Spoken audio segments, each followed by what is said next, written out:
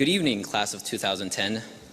Before I commence my speech, I would first like to thank my family, especially my aunt and uncle who came down from California, and my grandparents who flew from halfway around the world. I would also like to thank my friends and my academic adjudicators. Without any of you, I would not be where I am today. Thank you, because without your help, I would not have been given this chance to represent the class with a lengthy speech comprised of highly personal anecdotes, a chance I now plan to take full advantage of. Now, I realize that some of you do not care for what I'm about to say, so I invited Nathan Turner up here to enhance this experience with some mood-setting music. Some mood-setting music.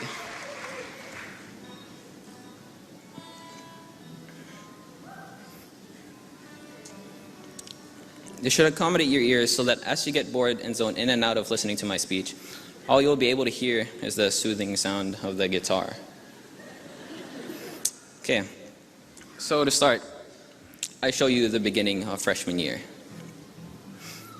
I believe this Rubik's Cube represents our freshman year very well because our freshman year was a puzzle. It wasn't too long ago when the puzzle of entering high school was presented before you. And most of us were nervous, anxious, or scared. And questions like, how am I going to fit in, filled our heads. And we became more concerned with what we wore and who we hung out with, and less concerned about who has more Pokemon cards. I don't know about that one. It was a puzzle because just like the Rubik's Cube, you can turn it around, you just can't turn it around in any unplanned direction. Otherwise, it's just going to get more mixed up. So, you have to start matching colors. You have to know what's going on where, who's dating who. And by the time freshman year is almost over, you've solved part of your Rubik's Cube. But you still have a long way to go. Now, sophomore year was kind of a blur. Hold on one second.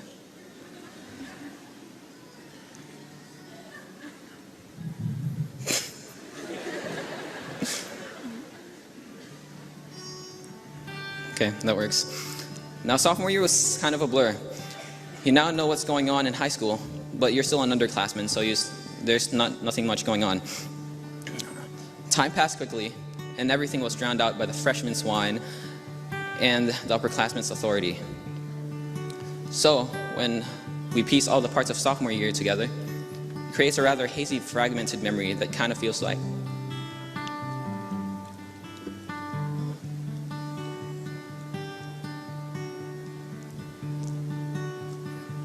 and then he just started crying all over the place, so I did what anyone else would do. Now it's already late and my pants were still not dry, so I decided to get creative.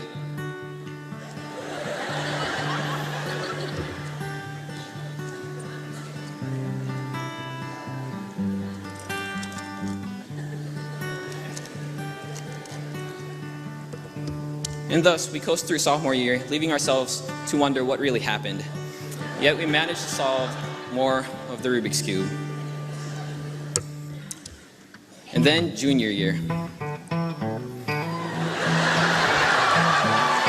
You're finally an upperclassman, and you are now entitled to a lot more power to influence the school. You are becoming more of a leader than a follower, but you soon realize that it just gets much harder from here. More AP classes are available. The IB program begins. Coaches rely on you more. Underclassmen begin to look up to you, and you're finally allowed to go to prom. It's all fun until you begin to realize what the responsibility that's been given to you. And you have to be careful what you do because any wrong move can send you back to square one. Every move you make has to be just right so that the last year in high school will be simple.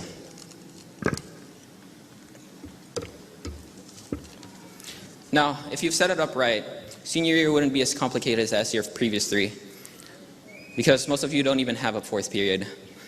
But there is one important thing that you need to get out of the way before you leave, and I think I can best describe this through the words of Lance Jabber. So imagine that you're a single guy, and you decide that it's time to start thinking about getting married, but you're still young.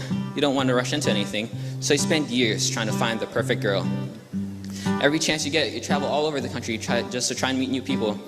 Some you like more than others, some are too nerdy, while others party too much. But finally, after all your searching, you think you find the perfect one. Oh, she's incredible. She's fun, smart, sexy, everything you wanted in a woman, and you decide to propose. But you only get one shot, and you can't screw it up, so you spend months agonizing on how you're gonna do it, what you're gonna say to her. You set a deadline for yourself so that you can't put it off forever, and as the deadline approaches, you begin to get nervous. Are you good enough? Oh, it feels as though everything you've been doing in your life has been leading up to this moment. Finally, the deadline is here. Oh, you're so nervous. She's way out of your league. Is the ring big enough? How many mistakes have you made so far? Is it too late to go back? And then it's over. You've submitted your proposal and there's nothing more you can do. She looks at you and she says, let me get back to you in like 4 months. That's pretty much what applying to college is like. And you know what? She'll probably say no. But guess what you didn't tell her?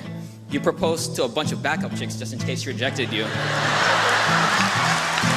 And they're all begging to come marry you instead. Well, now that college is just around the corner, all you have to do is just turn those few sides. 1 second. And you finally solve your Rubik's Cube.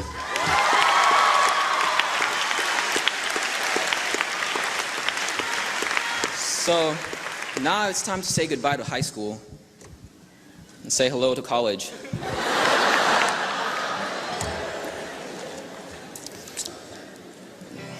So now that we're done with high school, it's time to look ahead into the future. A few years from now, we're going to look back at these high school years and talk about our accomplishments and all the ridiculous things we've had to do. We'll all probably laugh about all the stuff we've done and said while we were still in high school. And then just remember, you gotta just remember.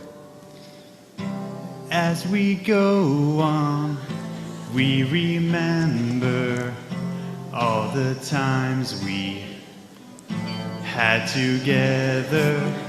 And as our lives change from whatever, we will still be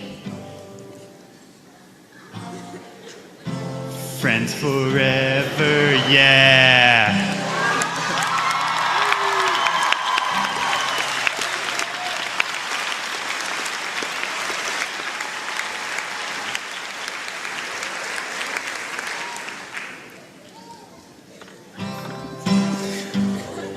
The only thing left to say now is congratulations to the West Hall High School class of 2010 and to those who helped us get here.